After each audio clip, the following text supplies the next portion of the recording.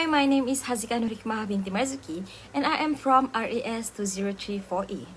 In this video, I'll talk about a scientific study called Accurate Heat Capacity Determination of Solids and Liquids using a heat conduction calorimeter.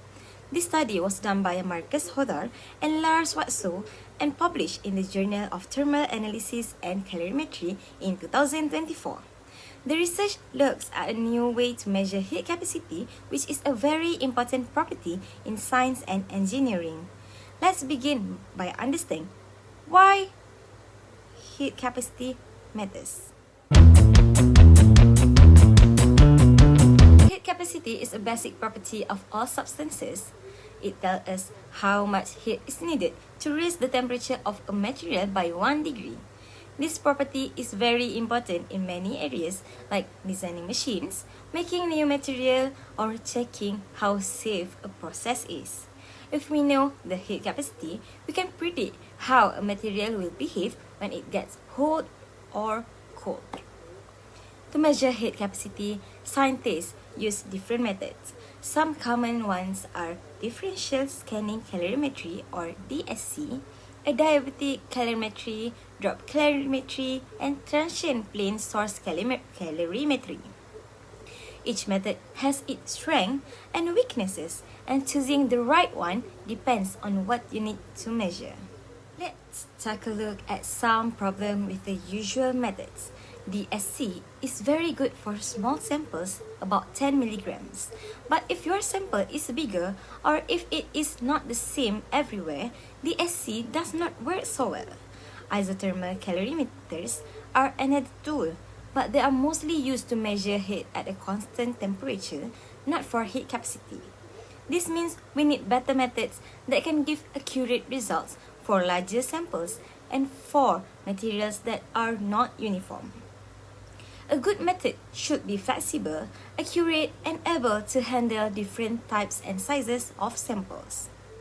The main goal of this study is to show that the enthalpy method, which is often used in DSC, can also be used with a heat conduction calorimeter. The researchers wanted to see if this method can measure heat capacity for both solids and liquids.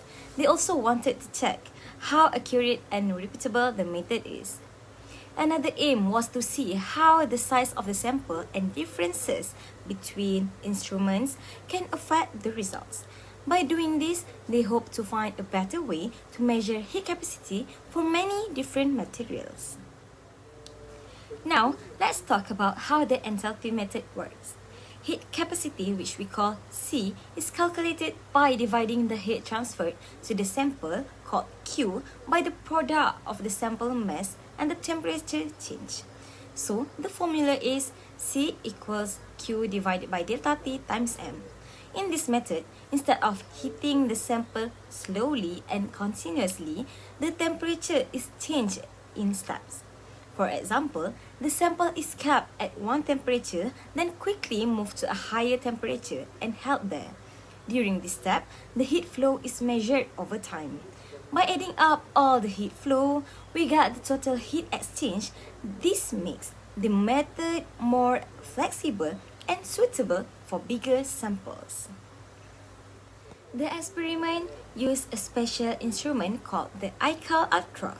This is a commercial isothermal calorimeter with 8 channels, so it can measure several samples at the same time.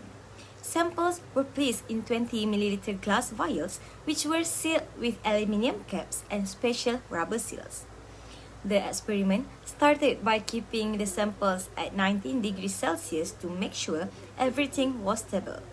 Then, the temperature was increased to 21 degrees and held there for about 12 hours. After that, the temperature was lowered back to 19 degrees and held again for 12 hours.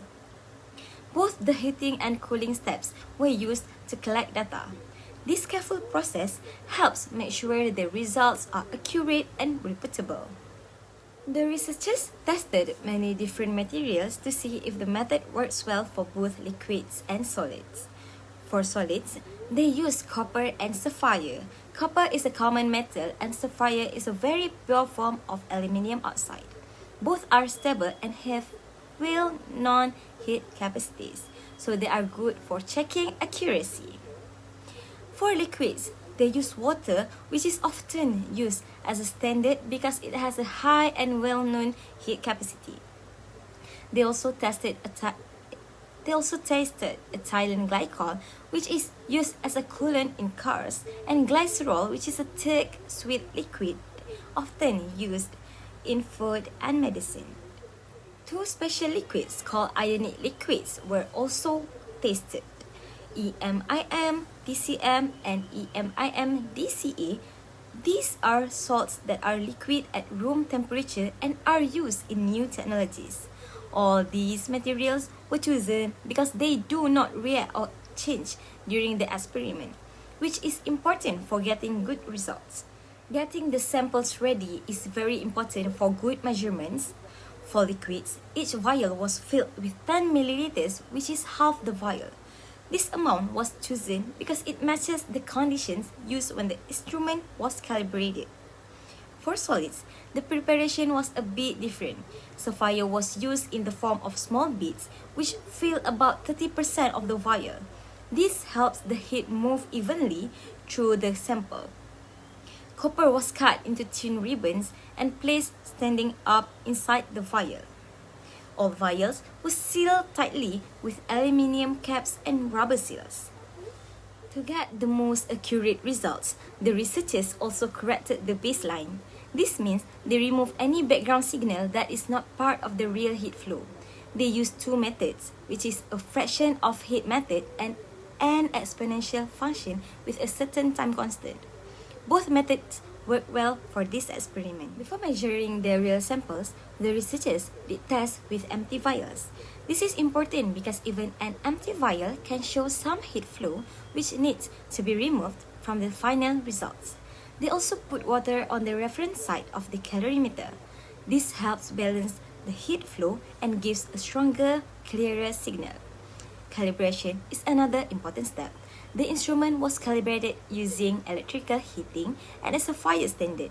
This means they use a known amount of heat and a material with a known heat capacity to check that the instrument gives the right results. By doing these careful steps, the researchers made sure that their measurements are accurate and reliable. During the experiment, the instrument measures heat flow as a voltage signal. This signal is recorded over time and then added up or integrated to get the total heat exchange. Sometimes the signal shows two peaks instead of one. This can happen because of small differences in how the temperature changes in the instrument. Both the main peak and the smaller peak before it are included in the calculations to make sure no heat is missed. To get the most accurate results, the researchers also corrected the baseline. This means they remove any background signal that is not part of the real heat flow. They use two methods, which is a fraction of heat method and an exponential function with a certain time constant. Both methods work well for this experiment. After collecting all the signals, the researchers used a formula to calculate the specific heat. The formula is C equals epsilon times the difference between the sample and empty vial signals divided by the temperature change times the mass. Epsilon is a calibration factor that makes sure the results are correct. The integrated voltage signal, called I, is the total heat flow after baseline correction. The temperature change delta T is measured with a very accurate thermometer. The mass of each sample is measured carefully, usually with a very precise scale. Each sample is tested over several temperature steps, and the results are averaged to get the final value. This careful data processing helps reduce errors and improve the reliability of the results. The results show that the method works very well for most materials. For water, ethylene glycol, EMIM, TCM, and copper, the measured heat capacities were very close to the values found in scientific books with less than 1% difference. This means the method is both accurate and precise.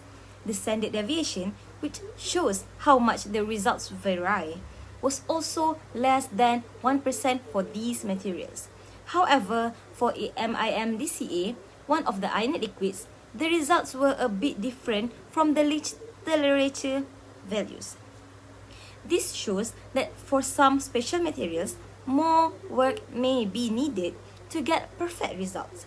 Overall, the method gives reliable and repeatable results for a wide range of substances. The researchers also studied how the size of the sample affects the results. For liquids, they found that using a large amount of liquid sometimes gave a heat capacity that was too low, while using a small amount gave a value that was too high. The best results came when they used half-filled vials with 10 milliliters of liquid. This matches the conditions used during calibration and gives the most accurate heat capacity. For solid, like copper and sapphire, the sample size did not have much effect on the results. This means that the method is more sensitive to sample size for liquids than for solids, and it is important to use the right amount for best accuracy. The researchers checked all 8 channels of the calorimeter to make sure they give the same results. They found no significant differences between the channels, which shows that the instrument is consistent and reliable. They also tried different ways to correct the baseline signal and found that the choice of method did not change the final heat capacity values much. This means that the method is robust and works well no matter which baseline correction is used. The method also worked well for both heating and cooling steps, showing that it is repeatable and not affected by the direction of temperature change. In conclusion, this study shows that heat conduction calorimeters can be used to measure heat capacity accurately and precisely for many solids and liquids. The method works well for larger samples, which is useful for materials that are not uniform or are hard to measure with other methods.